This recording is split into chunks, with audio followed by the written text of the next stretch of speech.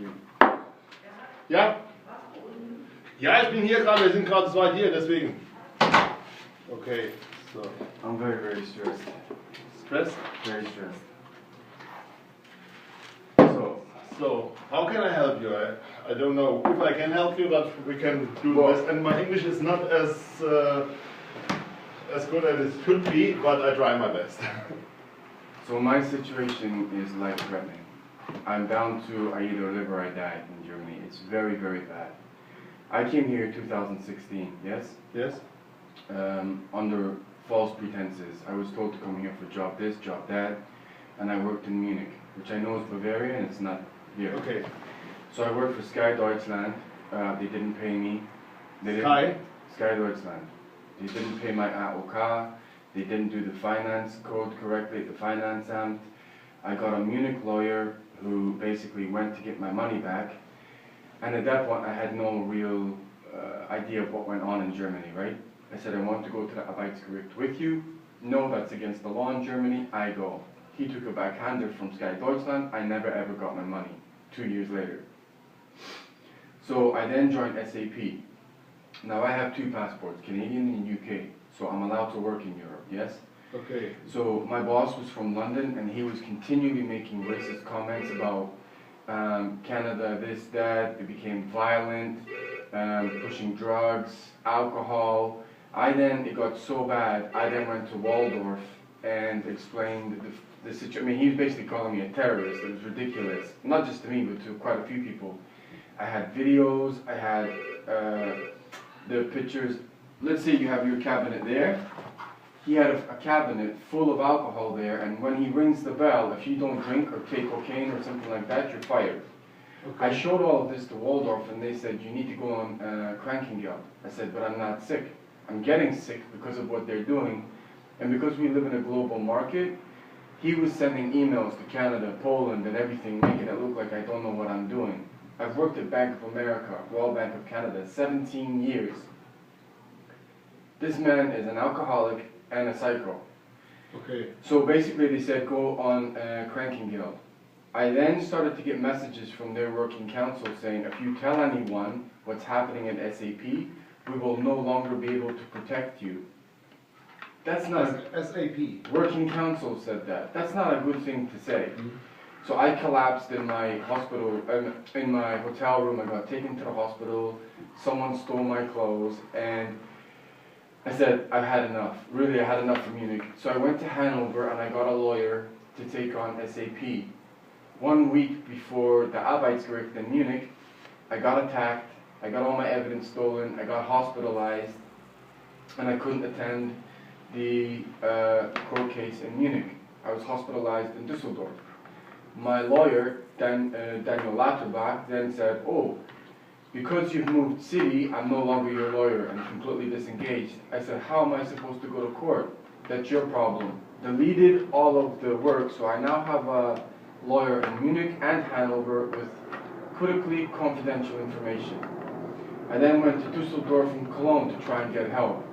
With the lawyer in Hanover proved that I was never terminated.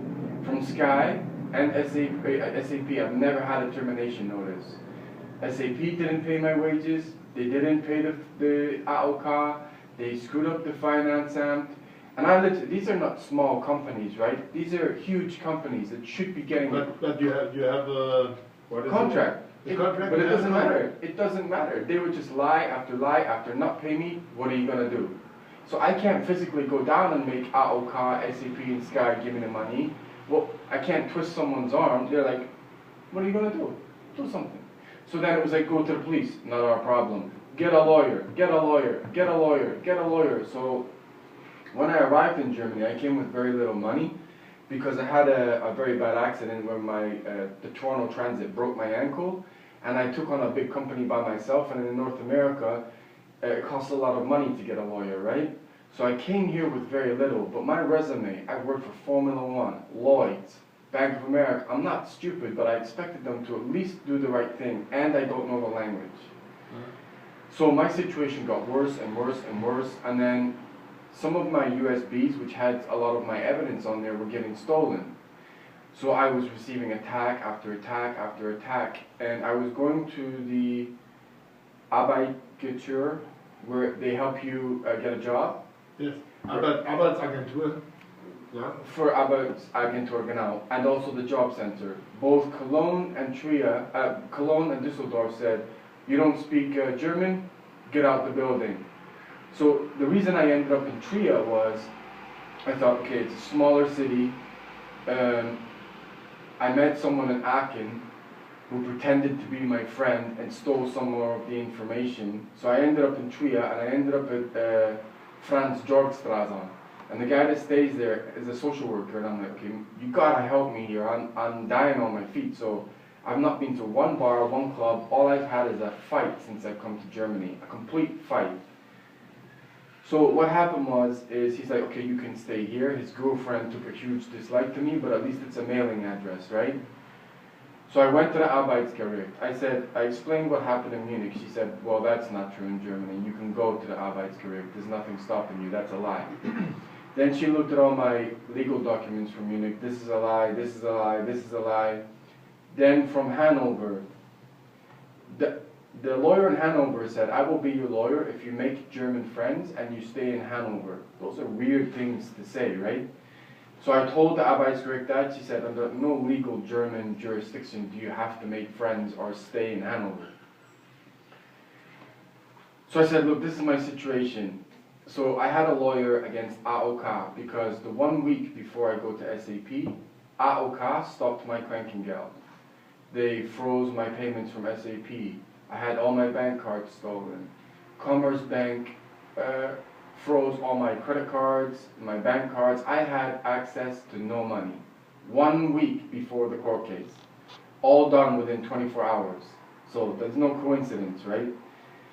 So I showed the Arbeitsgericht in Trier. So then I had a lawyer to get my money back from the lawyer in Munich. Okay. And if a lawyer is trying to take on another lawyer, they don't normally like it, right? It's like the police taking on the police. Okay. It is what it is. So I now have 5 lawyers in Trier who've taken the Berechtigungsschein, taken my money, written legal letters, said, yes, everything you said is correct. This started in January 2018, and I have no money. The only reason I'm alive is citizens from not Germany have given me money to stay alive. Otherwise, I'm dead. Okay. Well, not 1,000%. What they're doing is getting all the way to the Arbeitsgericht and then saying, oh, you speak English? It's in Munich, I'm no longer your lawyer. And this has it's now happened 7 times. So, the reason I'm at the social end, and the ministries in Düsseldorf are now looking at what happened, because there's no question in my mind.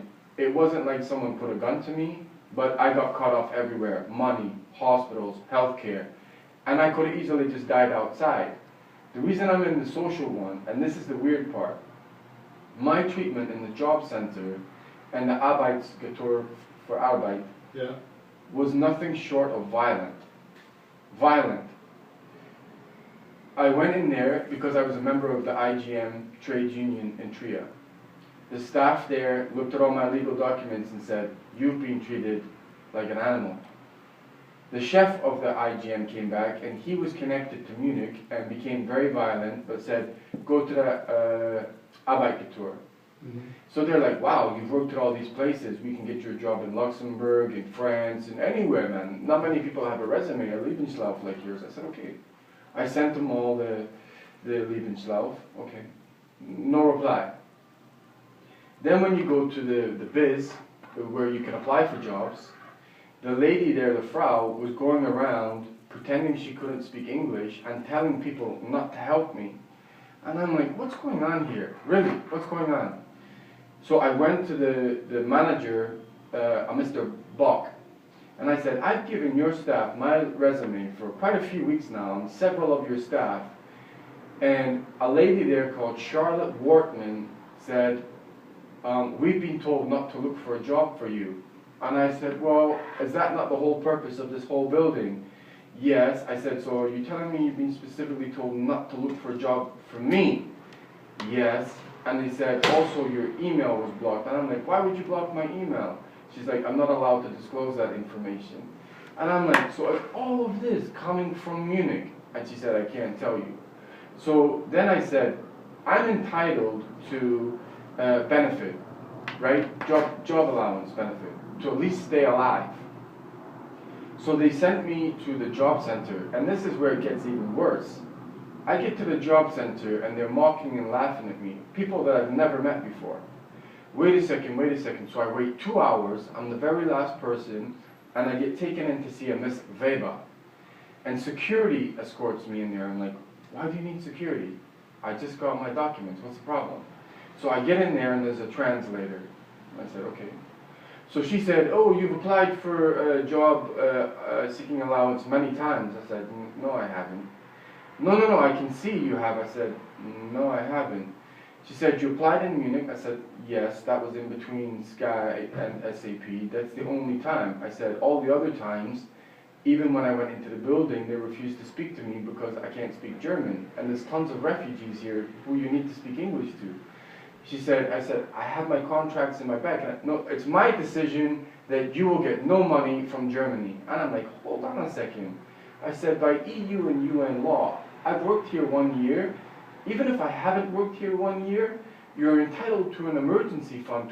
It's not a lot of money, but it keeps you alive, your existence, right? Because there's an allowance 1 and an allowance 2, right? So she's like, the only money you're going to get is a flight the hell out of Germany. And I'm like, what? And security said, I think it's time for you to leave. I'm like, I don't even know you people. She stamped it, and I'm like, so I am literally being blocked everywhere, and the only way, I'll tell you exactly why. If I stabilize my life, and I'm relying on Asian people, Polish, if I get my life back and an apartment, and all my evidence comes out, it would make SAP, Sky Deutschland, AOK look horrendous. Because essentially, they pulled the plug on my life. They cut all my access to money on October